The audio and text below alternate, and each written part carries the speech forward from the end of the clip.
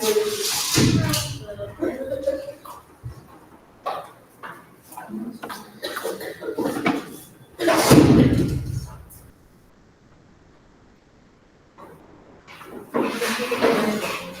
जी, last topic, differential equations.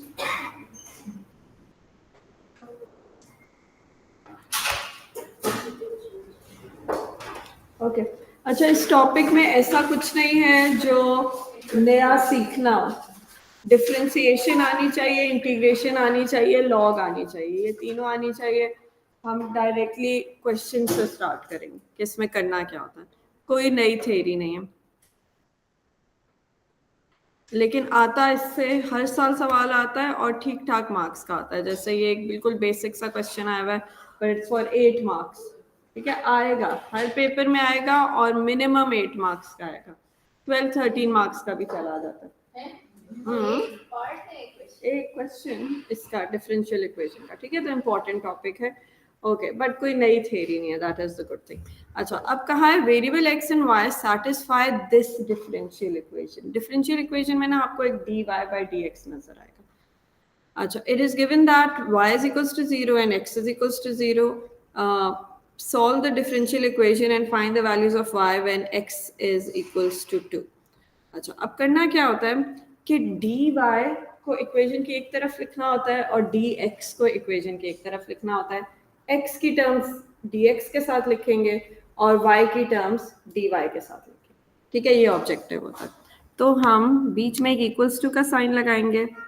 इधर D Y already subject है, left side पे D Y numerator में, तो लेफ्ट साइड हमारी वाई वाली हो जाएगी।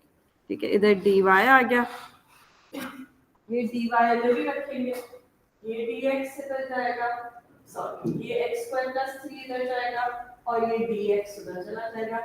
ई पावर 3 वाई डिनोमिनेटर में आएगा, तो वाई टर्म्स इस साइड पे आ जाएंगी, 1 ओवर ई पावर 3 वाई लिख देंगे और सारी एक्स टर्म्स राइट साइड पे भेज देंगे। राइट साइड पे हमारे पास आ गया x minus 2 over x square plus 3 और साथ इसके एक डी एक्स आ गया। ये फर्स्ट ऑब्जेक्टिव होता है, एक्स और वाई टर्म्स को कर दिया सेपरेट। ठीक है, अब क्या करना है, दोनों साइड को इंटीग्रेट कर देना। सेकंड स्टेप होता है इंटीग्रेट बोथ साइड्स। इसको इंटीग्रेट करेंगे, इसको इंटीग्रेट करेंगे। ठीक है, 1 अपॉन ई पावर 3 वाई को लिख लेते हैं e minus 3 y, e power minus 3 y. ठीक है, इसकी इंटीग्रेशन कैसे होगी? हाँ बिल्कुल सही, e power minus 3 y divided by 3। अच्छा, अब जो मैं हर वक्त कहती रहती थी इंटीग्रेशन के साथ प्लस सी लिखना चाहिए, लिखना चाहिए, लिखना चाहिए, आगे बहुत ज़रूरी है, वो इधर के लिए ज़रूरी है। अब प्लस सी लिखना मस्त है, और प्लस सी जो है ना वो हम इक्वेशन की एक साइड पे लिखते हैं। ऑल्दो हम इंटीग्रेट दोनों साइड को कर रहे हैं, बट आपने कोई एक साइड चूज कर लेनी होती है जिसके साथ आपने प्लस सी लिखना है। जैसे इधर मुझे लेफ्ट हैंड साइड की का इंटीग्रल फौरन से मिल गया तो मैं इधर प्लस सी लिख लूंगी, बट आपकी चॉइस है, आप राइट साइड को इंटीग्रेट करके उधर प्लस सी लिख लो। किसी एक साइड के साथ प्लस सी लिखते हैं, मैं लेफ्ट साइड के साथ लिख रही हूँ। ये हो गया।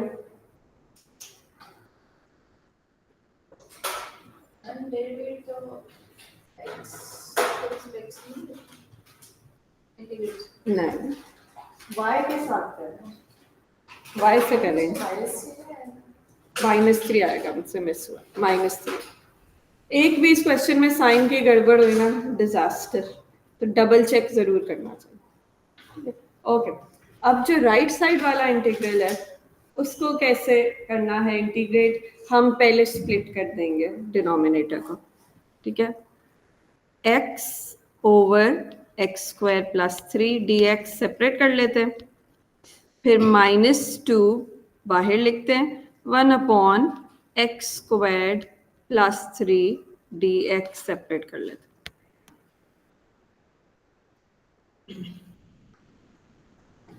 ओके, पहले वाले फ्रैक्शन की इंटीग्रेशन कैसे होगी? नहीं, by parts, integration by parts तो नहीं है। इंटीग्रेशन बाय पार्ट्स में तो एक प्रोडक्ट होता है हमारे पास ऊपर उसका। हाँ, इसमें ये केस है, अगर आपके पास नीचे एफ एक्स हो और ऊपर एफ प्राइम एक्स हो, हाँ, तो एल एन एफ एक्स ये है। ठीक है, तो हम 2/2 से मल्टीप्लाई कर देते हैं पहले वाली फ्रैक्शन को। तो यहाँ पे लिख लेते हैं 2 और इधर आ जाएगा 2 और इधर आ जाएगा हाफ। ठीक है, ये कर लेते हैं। तो ये आ जाएगा इसी, हाँ, half l n x square plus 3, ये आ गया। Left hand side minus e power -3y/3 plus c है, 1 है। डिफरेंशियल इक्वेशन आखिरी वर्कशीट है, वर्कशीट 12। ओके, अब अगले फ्रैक्शन को हमने करना है इंटीग्रेट। ये कौन सा वाला केस है?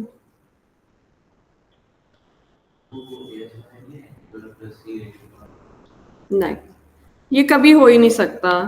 अगर आप रेस टू द पावर -1 करोगे ना, तो बाद में जब उसको +1 करोगे और नीचे -1 +1, ये तो इम्पॉसिबल।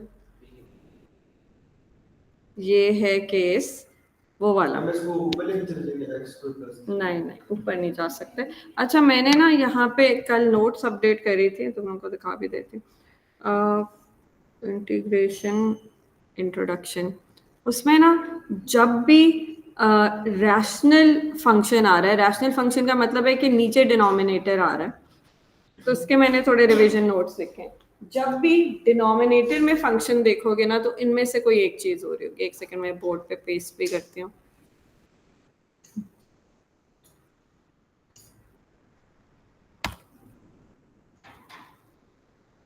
देखो, अगर डिनोमिनेटर है, डिनोमिनेटर में फंक्शन है, तो इनमें से कोई एक इंटीग्रेशन का रूल लग रहा होता है। पहले ये वाला देखते हैं, ये है एएस वाला रूल। ठीक है, पावर 1 नहीं होनी चाहिए। एएस में कभी पावर 1 नहीं होती थी। 1 होती है तो फिर डिनोमिनेटर में -1 +1 से मैथ एरर आ जाता है। इधर कोई और पावर होती और ये होगा लीनियर। ये एएस वाला केस है। ठीक है, या ये हो रहा होता है, इसको चेक करो, या फिर ये केस हमने पढ़ा है जिसमें हमें एक प्रोडक्ट मिल रहा होता है और पार्शियल फ्रैक्शन हो रहे होते हैं। पहले a upon this plus bx plus c over this, और फिर पार्शियल फ्रैक्शन करने के बाद इंटीग्रेट करते हैं। या ये हो रहा होता है, ठीक है, या फिर ये हो रहा होता है जो अभी पढ़ा है कि डिनोमिनेटर में एक फंक्शन है और ऊपर उसका f प्राइम है डेरिवेटिव, तो वो ln ऑफ दिस हो जाता है। और या फिर हमने ये पढ़ा है कि अगर डिनोमिनेटर में फंक्शन हो तो ये लग रहा होगा ए स्क्वायर प्लस फंक्शन का स्क्वायर। ठीक है, अभी जो आखिरी वाला इंटीग्रल है वो ये है, तो ये √3 होल स्क्वायर करेंगे। जी बिल्कुल, ठीक है। तो ये चारों केसेस तुम लोगों को बहुत परफेक्टली समझ आने चाहिए कि जब भी डिनोमिनेटर में फंक्शन है तो इनमें से कोई एक लग रहा है और कौन सा लग रहा है। ठीक है, ओके, वापस जाते हैं। तो इसमें लग रहा है वो tan इनवर्स वाला जो आखिरी वाला केस है। पहले इसको ना थोड़ा सा रीअरेंज करते हैं। ये हो जाएगा -2, यहाँ लिख लेते हैं 1/x square plus √3 whole square dx। ठीक है, अब ये फॉर्मूला शीट में होता है। इसका फॉर्मूला वो क्या होता है, अगर आपके पास है 1/x squared plus a squared और आप इसकी इंटीग्रेशन कर रहे हो, तो वो हो जाता है 1/a tan इनवर्स x/a। ये तो as it is formula sheet में गिवन होता है। अब हम इसको करते हैं अप्लाई, तो हमारे पास आ जाएगा -2 1/a क्या बनेगा, हाँ, तो इसके नीचे √3 आ गया। ठीक है, tan इनवर्स इसकी ब्रैकेट में क्या आएगा,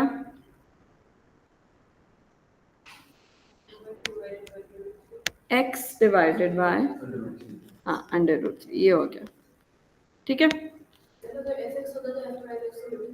डिनोमिनेटर में इंटू 1/f'(x) होता है, और यहाँ आ गया हाफ ln x² + 3, और यहाँ आ गया -e⁻³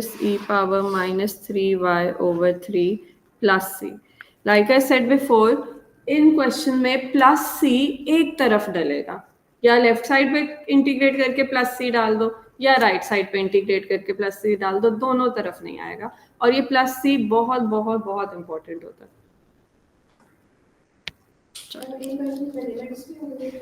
नहीं, गिवन है क्वेश्चन में, इनिशियल वैल्यूज गिवन होती है, ठीक है। अच्छा, अब ये हमने इंटीग्रेट कर लिया, अब हमें ना c की वैल्यू भी चाहिए।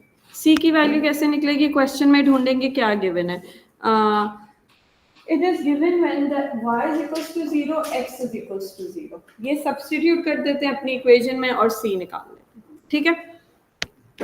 अब इधर log आना चाहिए, ठीक है, क्योंकि हमने डिफरेंट ln's को कंबाइन करना होगा, ln को दूसरी तरफ करके e करना होगा, या e को दूसरी तरफ करके ln करना होगा, ठीक है। अब हम क्या कर रहे हैं, x को भी 0 कर रहे हैं और y को भी 0 कर रहे हैं, और फिर c निकाल रहे हैं, और फिर वापस उस c को इक्वेशन में डालेंगे।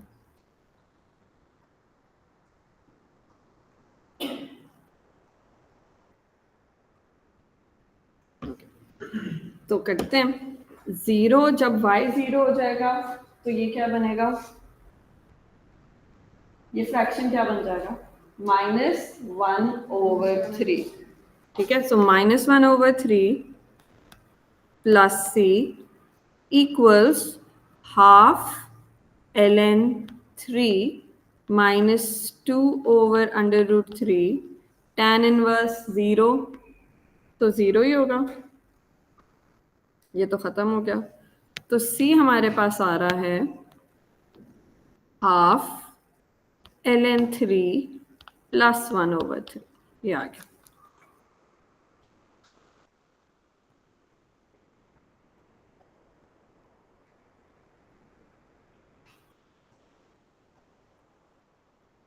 अब दोबारा से ये लिखेंगे विद दिस, ठीक है। So rewrite the equation, but c की जगह उसकी वैल्यू डाल लेते हैं, e-3y और upon 3 plus half ln 3 plus 1/3 equals half ln x² + 3 -2/√3 tan inverse x/√3।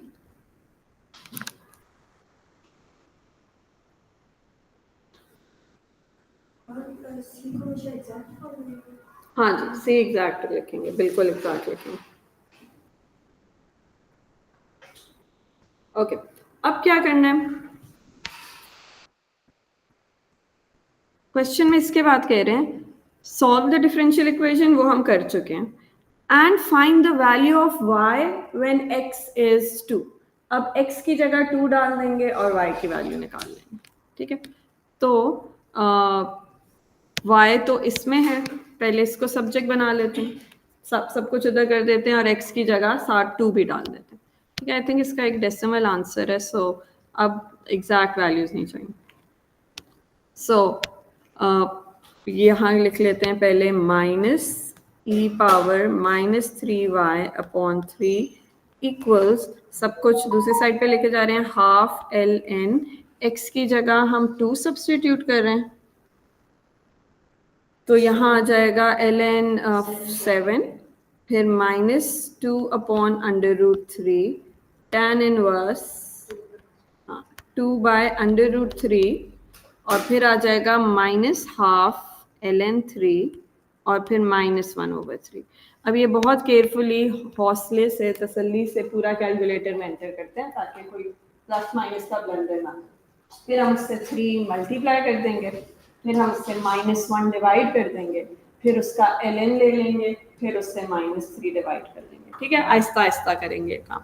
तो पहले ये राइट, हाँ अब डेसिमल आ सकती है क्योंकि उन्होंने ऐसा कुछ नहीं कहा कि इस फॉर्म में आंसर दो, ठीक है। अब डेसिमल कर लेते हैं। इनफैक्ट इस क्वेश्चन में अगर सी भी डेसिमल होता ना तो कोई फर्क ना पड़ता क्योंकि इनमें आंसर हमने डेसिमल देना, इस केस में कुछ ना अगर इसकी जगह लिख लेते, लेकिन अगर एग्जैक्ट फॉर्म में आंसर मांगते और हमने सी डेसिमल कर दिया होता फिर मसला होता, ठीक है। तो ये निकालते हैं 0.5 ln7, कैलकुलेटर रेडियंस में होगा क्योंकि इसमें tan आ रहा है, -2/√3 इंटू tan इनवर्स 2/√3 -12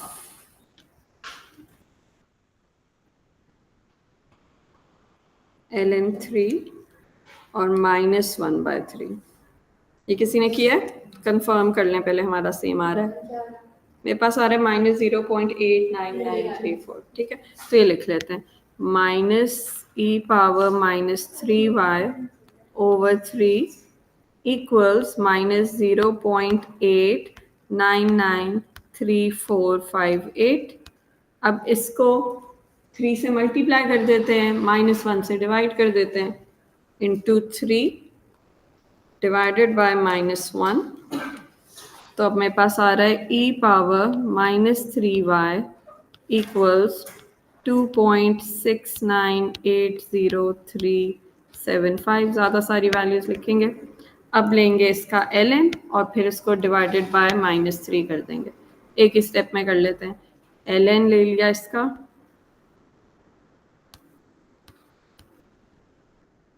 और इंटू -1/3 कर लिया।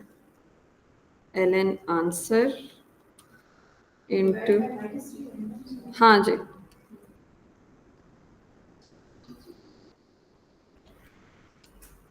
हाँ माइनस आंसर आ रहा है -0.33084 जो कि है -0.331 इन 3 significant figures.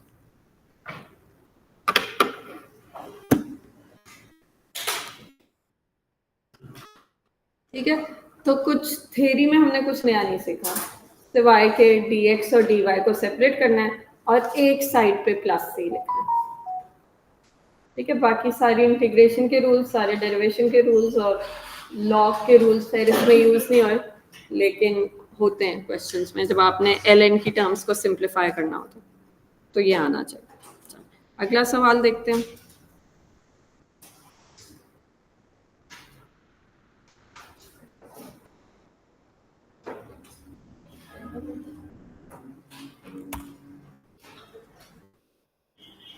Okay. Variables x and theta satisfy this differential equation, and x equals to 0 when theta is equals to 1/12 pi. Solve the differential equation and obtain an expression for x in terms of theta. Differential equation को solve करना शुरू करते हैं। क्या सीखा है? एक तरफ x की टर्म्स होंगी, एक तरफ थीटा की टर्म्स होंगी, तो स्प्लिट करते हैं। और dx लेफ्ट हैंड साइड पे, न्यूमरेटर में है तो x लेफ्ट हैंड साइड पे रहेगा और यहाँ हम लिख लेंगे 1/4x + 3। ये आ गया एक साइड पे। दूसरी साइड पे आ गया cos 2 theta over sin 2 theta d theta. ये ब्रेक हो गया, हमने एक साइड x टर्म बना दी, एक साइड थीटा टर्म बना दी। अगला स्टेप क्या होता है? हाँ, दोनों साइड को इंटीग्रेट करेंगे।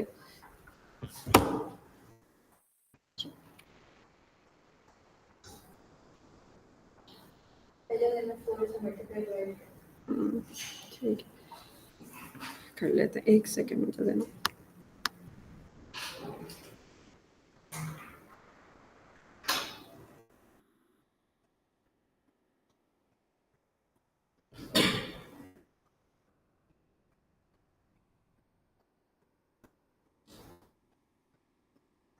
ओके, अच्छा जी, पहली साइड पे वही परिचय वाली बात के डिनोमिनेटर में एफ एक्स है और ऊपर हम उसका ला सकते हैं डेरिवेटिव। ऊपर एक 4 लाने की जरूरत है, तो यहाँ 4 कर देते हैं और यहाँ 1/4 कर देते हैं। तो ये केस बन रहा है कि डिनोमिनेटर में हमारे पास एफ एक्स है, न्यूमरेटर में एफ प्राइम एक्स है। ये क्या बन जाएगा, ln 4x + 3 और बाहर 1/4 आ जाएगा। 1/4 ln 4x + 3 प्लस सी किसी एक साइड पे करेंगे, मैं यहाँ ही कर रही हूँ, ये आ गया प्लस, इक्वल्स टू साइड पे साइन टू से डेरिवेटिव ऊपर आना चाहिए, cos भी इधर से तो मल्टीप्लाई करेंगे तो और डिवाइड बिल्कुल सही। ओके, डिनोमिनेटर में एक फंक्शन है और ऊपर भी एक फंक्शन है। देखते हैं ऊपर वाला फंक्शन उसका डेरिवेटिव तो नहीं है। साइन 2 थीटा का डेरिवेटिव क्या होता है, हाँ, cos 2 थीटा इंटू 2, तो फिर 2 cos 2 थीटा ऊपर चाहिए, तो हम इधर भी एक 2 ले आते हैं और इधर एक हाफ ले आते हैं। ठीक है, तो वो बन जाएगा हाफ ln साइन 2 थीटा। इस साइड पे अब प्लस सी नहीं लगाएंगे क्योंकि हम पहली साइड पे लगा चुके। ओके, अब लिमिट्स देखते हैं क्या दी हुई हैं सी निकालने के लिए। एक्स को 0 करेंगे, थीटा को π/12 करेंगे। ठीक है, एक्स 0 होगा, थीटा π/12 होगा।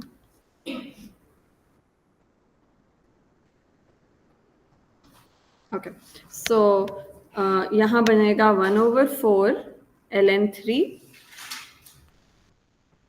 प्लस सी, और यहाँ आएगा हाफ ln साइन, एंगल को डबल कर देंगे तो वो π/6 बन जाएगा। अब देखते हैं साइन π/6 क्या होता है। साइन π/6 होता है हाफ, तो ये बन जाएगा ln हाफ। तो यहाँ आ गया half ln 3 plus C is equals to half ln half. ओ हाँ, 1/4, ये 1/4। ओके, अब c को बनाते हैं सब्जेक्ट। c आ गया half ln half minus 1/4 ln 3। सही है। ओके, अब जाके ओरिजिनल इक्वेशन में c की जगह ये डाल देते हैं।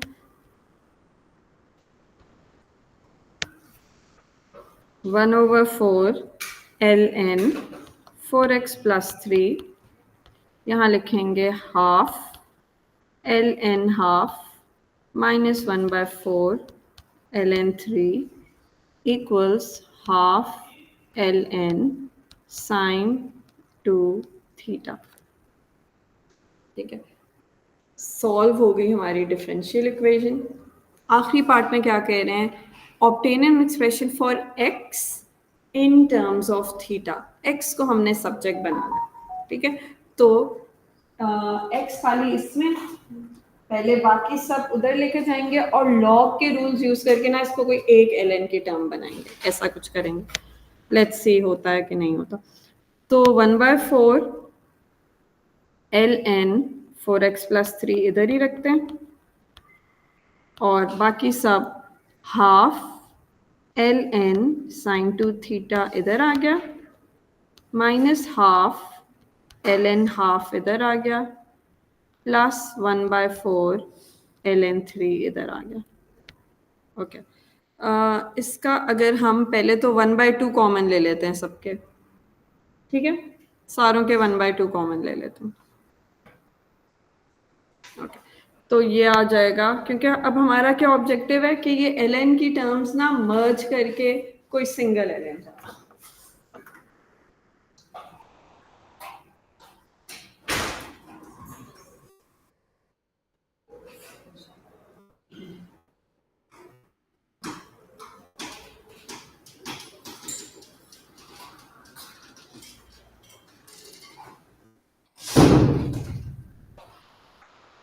हाफ कॉमन लेते हैं to get the coefficients out of the way, क्योंकि उनके साथ तो हम ln को नहीं मर्ज कर सकते। तो एक बन रहा है ln साइन 2 थीटा, एक बन रहा है minus half minus ln half, और एक में अभी भी एक कोफिशिएंट आ रहा है हाफ ln 3। हाँ, ये भी कर सकते थे। ये भी कर सकते थे, बेहतर हो जाता अगर 1/4 वाले को इधर लाके इसके साथ मर्ज कर देते। अभी कर लें, क्योंकि अभी जो मैं कराऊंगी ना, मैं थोड़ा मुश्किल काम कराऊंगी। मैं क्या कराऊंगी, इस हाफ को इसकी पावर में ले लूंगी। अगर इसकी पावर में जाएगा तो क्या बनेगा, √3। ठीक है, चलो अभी फिलहाल ऐसे ही करते हैं, लेकिन मुझे लग रहा है वो ज्यादा सिंपलीफाई हो जाता अगर हम इधर 1/4 की टर्म लाके इधर ले हम। चलो ठीक है, इधर ले आते हैं। So I am changing the strategy. पहले मैं कह रही थी, लेकिन दोनों से आंसर सेम आएंगे। आई वाज थिंकिंग ये कर लेते हैं, हाफ पावर में ले जाते हैं ताकि एलएनस के सामने कोई कोफिशिएंट्स ना बचे और हम उन एलएन को मर्ज कर सकें। लेकिन क्योंकि आप लोग कह रहे हैं उसको दूसरी साइड पे ले जाते हैं,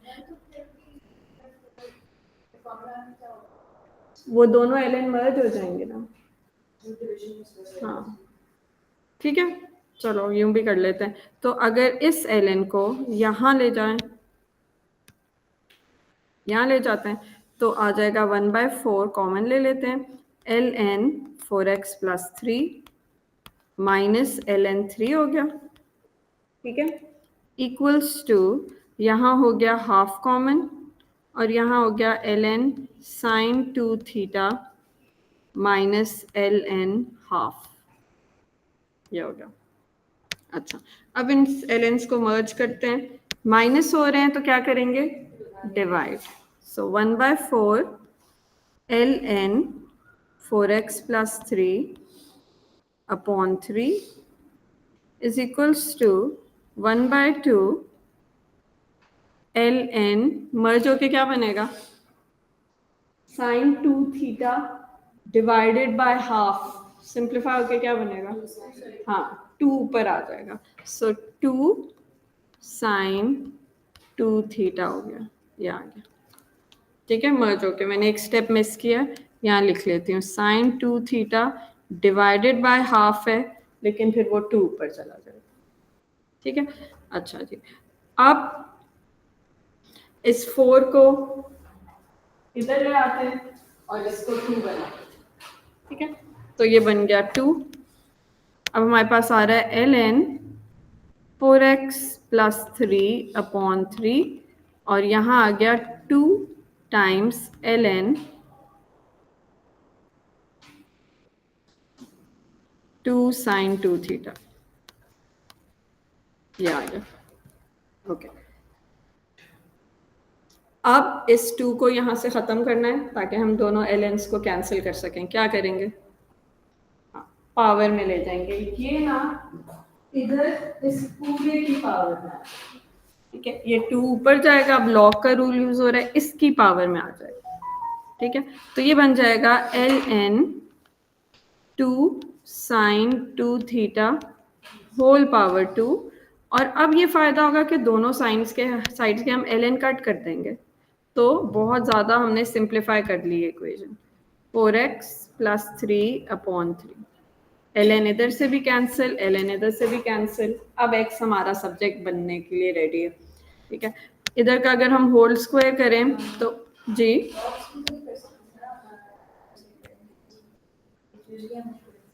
कर सकते हैं, करते हैं। अगर इधर भी ln सब्जेक्ट हो और यहाँ भी सिंगल ln सब्जेक्ट हो, बिल्कुल कैंसिल हो सकता है।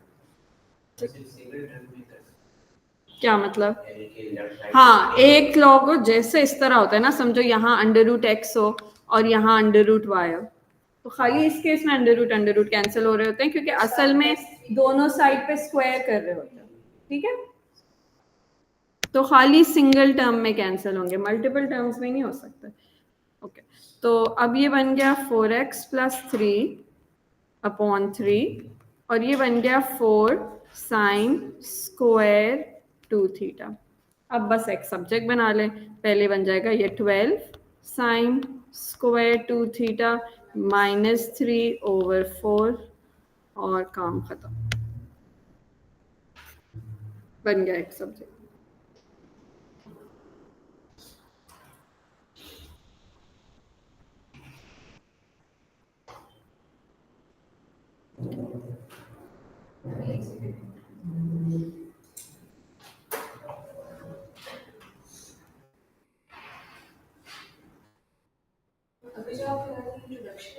नहीं नहीं, ये पास पेपर है, इसकी कोई इंट्रोडक्शन वर्कशीट, इसमें बस यही बताना होता है कि प्लस सी एक साइड पे करना है और डी एक्स और डी थीटा स्प्रेड करना है। हम अगर रोज 5 या 4 सब क्वेश्चंस का टारगेट रखें ना तो बस हमने 2-3 दिन ही ये पढ़ना है क्योंकि एक जैसे क्वेश्चन होते। सो हम बस इसको बहुत खींच के भी लेके जाएंगे तो थर्सडे को खत्म कर लेंगे, ठीक है, including a test of integration on Tuesday.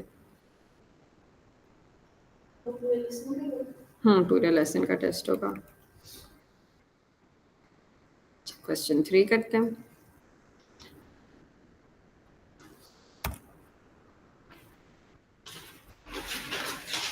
क्या आ गया? Variable x and theta satisfy this differential equation। x 5 है, थीटा 0 है। Solve the differential equation, obtain an expression for x in terms of theta।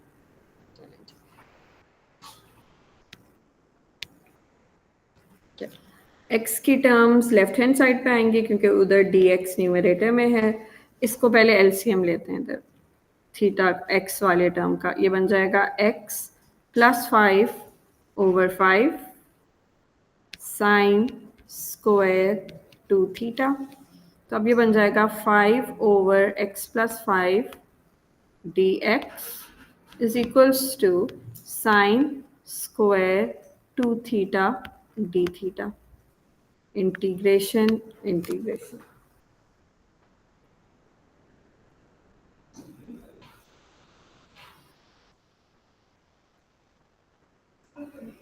5 करते हैं इधर का बाहर 1 over x plus 5 dx equals to ये क्या बन जाएगा? इसकी इंटीग्रेशन होगा हाँ 5 ln x प्लस 5 क्योंकि इसका डेरिवेटिव 1 पहले से ही न्यूमरेटर में, ठीक है। सो 5 ln x plus 5 ln x plus 5 इसी साइड पे प्लस सी लगा देते हैं, ओके, इक्वल्स टू अच्छा जी cos 2 में चेंज करेंगे। साइन स्क्वायर को हम इंटीग्रेट नहीं कर सकते, ना ही हम cos स्क्वायर को इंटीग्रेट करते हैं। पहले इन दोनों को अगर ये क्वेश्चन में आए तो cos 2 थीटा में कन्वर्ट किया जाता है। अब हम ये वाली आइडेंटिटी यूज करेंगे। cos 2 थीटा इक्वल होता है 1 माइनस 2 साइन स्क्वायर थीटा के। साइन स्क्वायर थीटा को सब्जेक्ट बनाते हैं तो ये बनेगा 1 माइनस cos 2 थीटा अपॉन 2। हाँ, लेकिन यहाँ थीटा के साथ 2 है तो हम इधर जब एक 2 लाएंगे तो ये 4 बन जाएगा, ठीक है। कुछ क्वेश्चन में सिंपल साइन स्क्वायर को इधर सब्स्टिट्यूट कर देते हैं, कुछ में 2 भी साथ लाए होते हैं। 3 भी ला सकते हैं बाय द वे। 3 अगर वो लाएंगे तो हम क्या करेंगे, दोनों थीटा को 3 थीटा बना देंगे और वो cos 6 थीटा बन जाएगा, ठीक है। डबल को ट्रिपल भी वो कर सकते हैं। तो नहीं, बस एंगल डबल हो रहा है और कुछ भी नहीं हो रहा। ये बन गया यहाँ 2 थीटा और यहाँ बन गया 1 माइनस cos 4 थीटा अपॉन 2। तो integration of 1 minus cos 4 theta upon 2 d theta याद।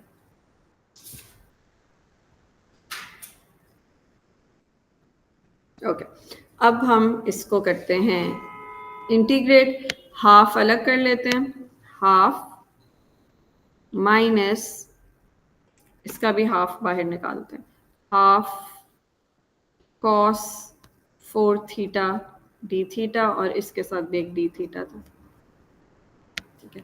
हाफ की क्या हो जाएगी डेरिवेटिव इंटीग्रेशन, हाफ साथ थीटा आ जाएगा। कांस्टेंट को जब हम इंटीग्रेट कर रहे होते हैं ना, कांस्टेंट के साथ यूजुअली x आता है, लेकिन क्योंकि यहाँ थीटा चल रहा है तो हाफ थीटा आ गया। तो यहाँ बन गया half theta minus half cos 4 theta की इंटीग्रेशन क्या होती थी, हाँ साइन 4 थीटा ओवर 4। तो ये बन गया साइन 4 थीटा ओवर 4। ये आपको मिल जाएगी फॉर्मूला शीट से कि cos की इंटीग्रेशन साइन होती है, लेकिन फिर ये खुद पता होना चाहिए कि जब 4 थीटा आ जाएगा तो डिनोमिनेटर में एक 4 आएगा। Equals 5 ln x plus 5 plus c। अब क्या हमें लिमिट्स इन्होंने दी हुई थी, 5 और x 5 है और थीटा 0 है।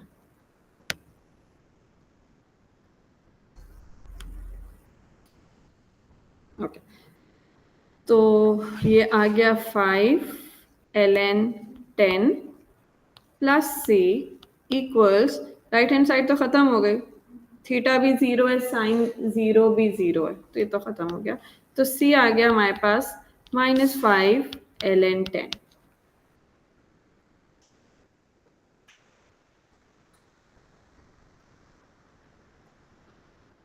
ठीक है, ओके, अब करते हैं सब्स्टिट्यूट इधर। 5 ln x plus 5 minus 5 ln 10 is equals to half theta minus 1 by 8 sin 4 theta। अब हमने करना क्या है, solve the differential equation and obtain an expression of x in terms of theta। अब हमने x को सब्जेक्ट बनाना है, तो हम ऐसा करते हैं, लेफ्ट साइड में 5 कॉमन लेके ln को मर्ज कर देते हैं। ठीक है, 5 कॉमन अगर ले लेंगे तो मर्ज होके क्या बनेगा, ln, हाँ, x plus 5 over 10 is equals to half theta minus 1 by 8 sine 4 theta. अब 5 को दूसरी तरफ ले जाते हैं, क्या होगा, ये बन जाएगा 10 और ये बन जाएगा 40।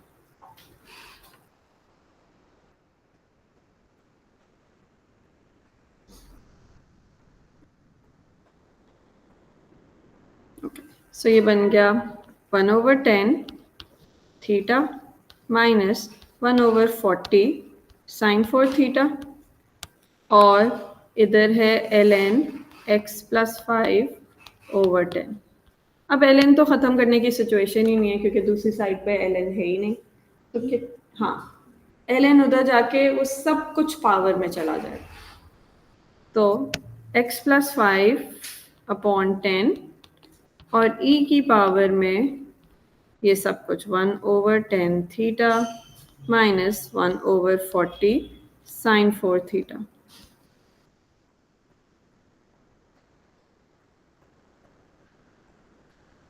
अब 10 इसके साथ मल्टीप्लाई करेंगे और सारे के साथ 5 माइनस कर देंगे और आंसर आएगा, यही इसका आंसर है। x equals 10 e 1 over 10 theta minus 1 over 40 sine 4 theta और -5, ये आंसर,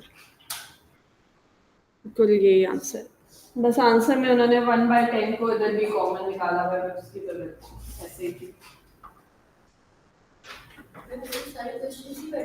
नहीं, अभी वर्ड प्रॉब्लम्स भी, अब वो करने लगे, या वर्ड प्रॉब्लम आता है या ये आता है। वर्ड प्रॉब्लम वो वाला अलजबरा वाला वर्ड प्रॉब्लम नहीं, बहुत आसान सा होता है, कर लेते हैं, बस 1-2 चीजें उसमें पता होनी चाहिए।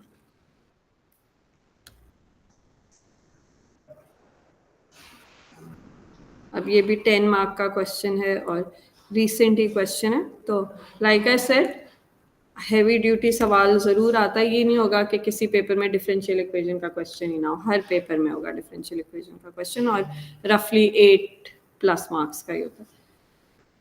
ओके, क्वेश्चन 4 करते हैं। इसमें एक आध चीज़ें बस थ्योरेटिकल हैं जो हम साथ साथ कर लेते हैं, उसके अलावा बिल्कुल वही चीज़ है। सो ओके, क्वेश्चन रीड करना स्टार्ट करते हैं। A large cylindrical tank is used to store water. Base of the tank is a circle of radius 4 meters.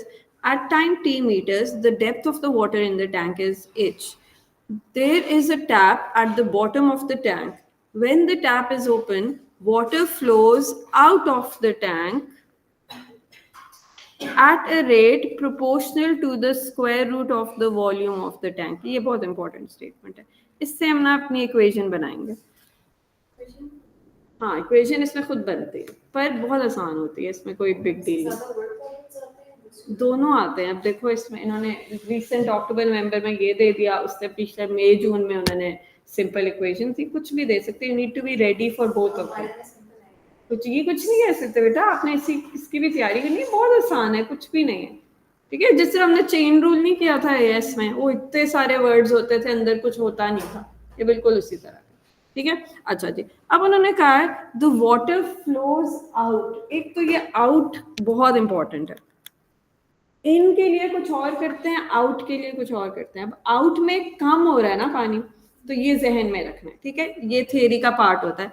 Out में माइनस साइन लगता है क्योंकि रेट कम हो रहा होता है, इन में प्लस साइन लगता है। ठीक है, ये फर्क होता है। तो क्योंकि आउट है तो हम ना माइनस साइन लगाएंगे अपनी इक्वेशन में।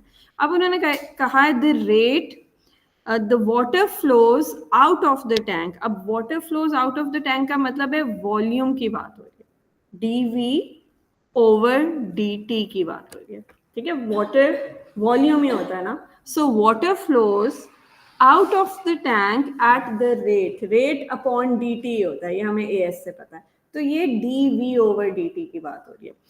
इज प्रोपोर्शनल ओ लेवल्स वाला, directly proportional, is proportional to square root of the volume, square root of the volume, but क्योंकि ये रेट कम हो रहा है, माइनस साइन।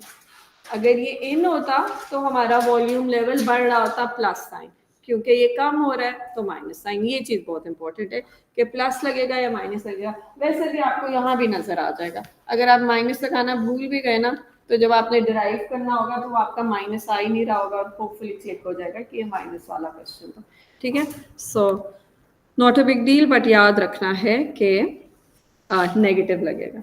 ठीक है, इसमें अच्छी बात ये होती है कि आपको ना शो करना होता है कि ये आ रहा है, तो नहीं आ रहा होता तो गड़बड़ ठीक होने के चांसेस होते हैं। अच्छा जी, अब हम प्रोपोर्शनैलिटी सिंबल को हटा के इक्वल्स टू के लिखेंगे, जैसे हम ओ लेवल्स में करते थे। ठीक है, तो ये बन गया dv ओवर dt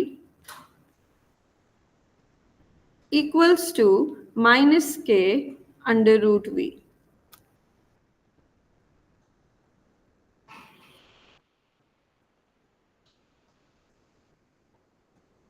अच्छा, दूसरी बात कि जो क्वेश्चन है ना, इसमें ये जो शो करना है, यहाँ v नहीं है कहीं, हमने dh ओवर dt शो करना है, लेकिन v नहीं है, तो हम क्या करते हैं, का फॉर्मूला यूज कर लेते हैं। ठीक है, वॉल्यूम का फॉर्मूला क्या होता है सिलेंडर का, ये आना चाहिए, हाँ, पाई आर स्क्वायर एच।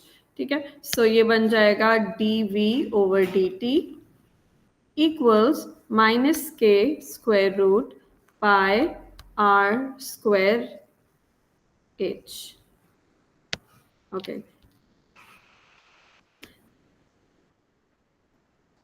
अच्छा, रेडियस 4 है तो 4 की वैल्यू यूज करते हैं, यहाँ 16 आएगा। ठीक है, आर स्क्वायर की जगह 16 लिख लेते हैं, और 16 को बाहर भी कर सकते हैं, -4 के साथ एक अंडर रूट पाए है जो कि कांस्टेंट है, और साथ अंडर रूट एच, ये आ गया dv ओवर dt, ये आ गया 4 क्वेश्चन में गिवन। तो पाई आर स्क्वायर एच बन गया पाई 4 स्क्वायर एच। ठीक है, अच्छा जी, ये आ गया एक्सप्रेशन dv ओवर dt का। मैं एक सेकंड देख लूंगी सही लिखा है कि नहीं लिखा।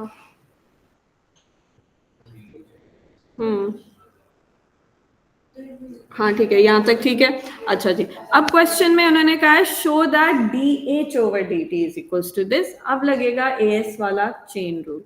dh ओवर dt अगर है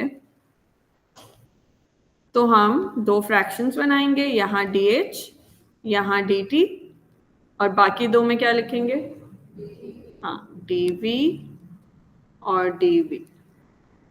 तो dh ओवर dt हो गया, dh ओवर dv कहाँ से लाएं, ये तो है ही नहीं, dv ओवर dt तो है, चलो ये है, हाँ बिल्कुल सही। ठीक है, वॉल्यूम का फॉर्मूला आना चाहिए, वॉल्यूम है 4 पाई आर स्क्वायर एच, ये एस में फिर ना हाँ वही उसी का बिल्कुल उसी की एक्सटेंशन है। v इज इक्वल्स टू पाई, बल्कि अभी तक तो मुझे लगता है हम एस वाला ही कर रहे हैं, हमने ए2 वाला कुछ किया ही नहीं, ये एस में भी आते थे ऐसे सवाल तो हाँ इसमें नहीं आता है। फ्रीक्वेंटली नहीं आते थे। हाँ 16 पाई बन गया इधर, ठीक है। इधर अब d v over d h क्या बनेगा,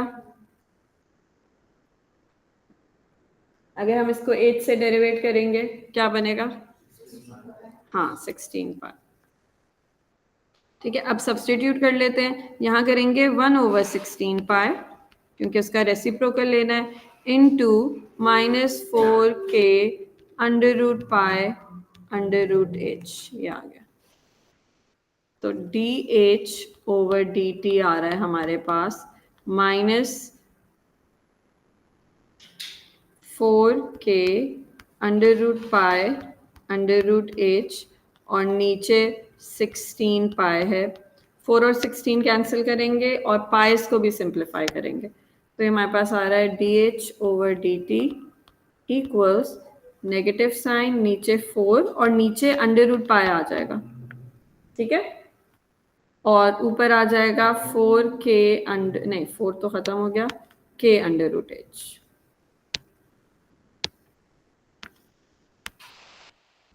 ठीक है। ये देखो ये किया, ऊपर अंडर रूट पाई था नीचे पाई था, तो ये इसका एक्चुअली मतलब होता है नीचे under root pi into under root pi, वो भी पाई बनता है, और एक कैंसिल हो गया तो 1/अंडर रूट पाई रहेगा, ठीक है। या यूं कर लो, देखो ऊपर पाई की पावर 1 है, नीचे पाई की पावर हाफ है, नहीं ऊपर हाफ है नीचे 1 है, पावर्स जब सब्ट्रैक्ट होंगी नेगेटिव हाफ है वो नीचे आके स्क्वायर रूट हो गया, ठीक है। ये कर लो, ये ज्यादा बेहतर है। ओके सो ये हमारा आ गया d h by d t, let me check, -k under root h over 4 pi, ठीक है, ये बिल्कुल सही आया।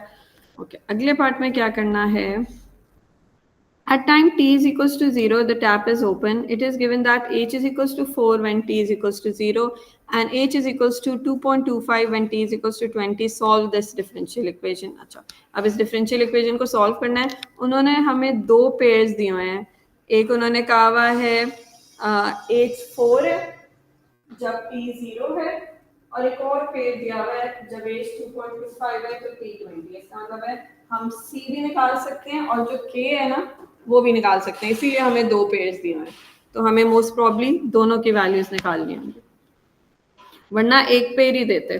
अगर इसमें हमें k की वैल्यू पहले से ही पता होती ना तो बस एक पेयर देते, h और किसका t का।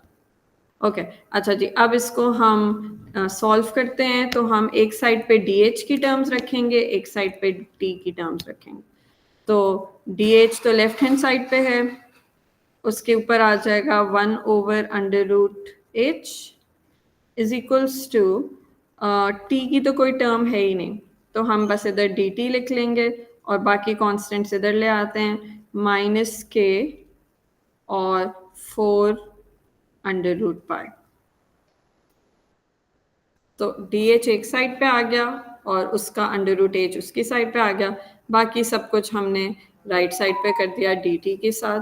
इन h की टर्म सेपरेट कर दी, t की टर्म सेपरेट कर दी, ये अब हम प्रॉपर डिफरेंशियल इक्वेशन सॉल्व कर रहे हैं जैसे हमने पहले 3 सवाल में किया, ठीक है। अब हमने इनको करना है इंटीग्रेट, तो लेफ्ट वाला तो h as वाला केस है, h पावर -12 है dh, और इनफैक्ट राइट वाला भी as वाला केस है, कांस्टेंट है जिसकी इंटीग्रेशन हो रही है, तो वो क्या हो जाएगा -k अपॉन 4√पाई, साथ क्या लिखेंगे t, और किसी भी एक साइड पे +c कर देंगे, इस साइड पे कर देते हैं इस दफा।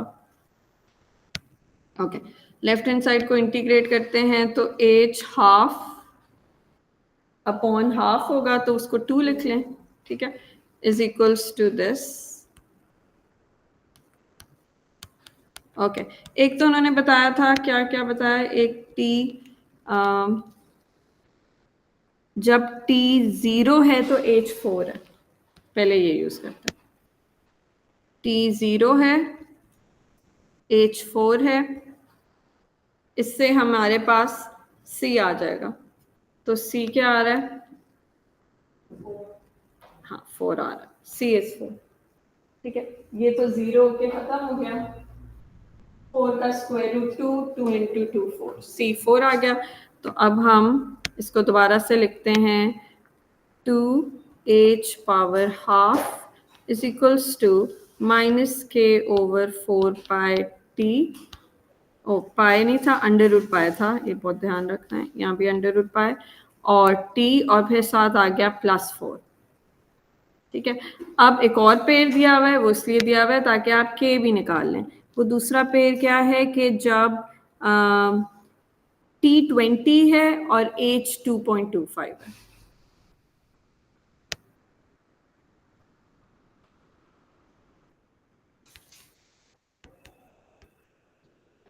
ठीक है, अब इससे के निकालते हैं। तो के की तो कोई लगता है डेसिमल वैल्यू आएगी, निकाल के बताते हो? नहीं, डेसिमल नहीं है, यहाँ फ्रैक्शन लिखा हुआ।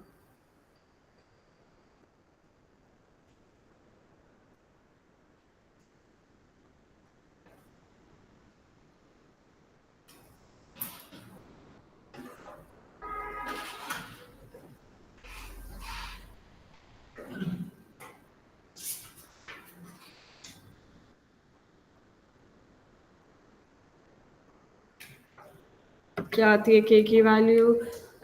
2 into 2.25 power half, left hand side बन जाती है 3, इक्वल्स टू, यहाँ आ रहा है माइनस के ओवर 4 पाई और इसके साथ आ गया 20 और +4 आ गया।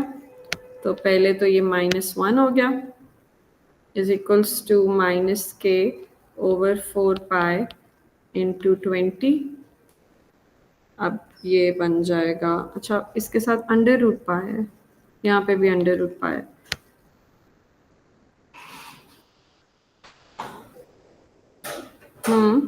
ये सी 0 से 4 कैसे आया? के भी तो है कोई। टी 0 था ना, इसलिए आ गया। 1/5 हाँ 1/5 टाइम्स अंडर रूट पाई। ठीक है, 1/5 टाइम्स अंडर रूट पाई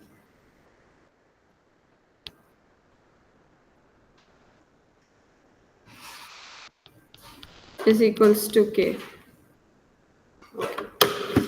अच्छा जी, ये के आ गया। अब क्या करना है? And hence find solve the differential equation to obtain an expression of t in terms of h। अब हम k भी सब्सटीट्यूट कर देंगे अपनी इक्वेशन में, ताकि हमारे पास कोई वेरिएबल ना रहे। तो इसमें अब k की वैल्यू भी सब्सटीट्यूट कर देते हैं। So we getting 2h power half is equals to minus k की जगह हम लिखेंगे 1/5 अंडर रूट पाई और यहाँ पे भी आ गया नीचे 4 अंडर रूट पाई, हाँ माइनस भी होगा सॉरी, और यहाँ एक +4 हो जाए। ठीक है, और यहाँ एक t भी आ गया। अब इसको सिंप्लीफाई करते हैं, यहाँ आ गया 2h power half is equals to, ये फ्रैक्शन सिंप्लीफाई होके क्या बनेगा? नहीं, 4/5 नहीं बनेगा। देखो ये तो है 1/5 डिवाइडेड बाय 4, ये ठीक है, ये दिस इज हाँ -1/20 बन रहा है, -1/20 अंडर रूट पाई कैंसिल होके खत्म हो गए। यहाँ t आ गया और साथ एक +4 आ गया। ठीक है, ये डिफरेंशियल इक्वेशन हो गई सॉल्व। लास्ट पार्ट में इन्होंने एक और चीज कही है, 1 मार्क की होती है। उन्होंने कहा है कि hence find the time taken to empty the tank. जब टैंक एम्प्टी होगा तो हाइट क्या होगी? 0। ठीक है, तो हाइट 0 कर दें और टाइम निकालें, ये रह गया करना। ठीक है, लास्ट पार्ट में आपने हाइट को 0 करना है और टाइम की वैल्यू निकाल लेनी है। बताओ क्या आता है। हाँ, 80 मिनट्स ही आंसर लिखा हुआ, टाइम आ जाएगा 80 मिनट। ठीक है, इसका कोई एक आध क्वेश्चन होमवर्क में आएगा जो मैं रिकॉर्ड करके शेयर करूंगी, वो करके आना। ठीक है, ट्यूसडे को हम फिर उससे आगे से करेंगे। मैं बना रही हूँ रोज, क्योंकि मेरी जो पुरानी वर्कशीट है उसमें बहुत पुराने क्वेश्चन हैं, तो I wanted to add new. तो मुझे लगता है 15 तक जाएंगे मैक्सिमम, इससे ज़्यादा नहीं करेंगे। ट्यूसडे को है इंटीग्रेशन का।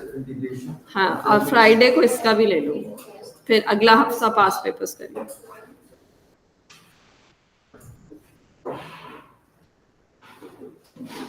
एक बच्चा नहीं है ऑनलाइन और सबने शोर मचाया हुआ था, लिंक भेजें लिंक भेजें। 4 बजे मुझे मैसेज आ रहे हैं।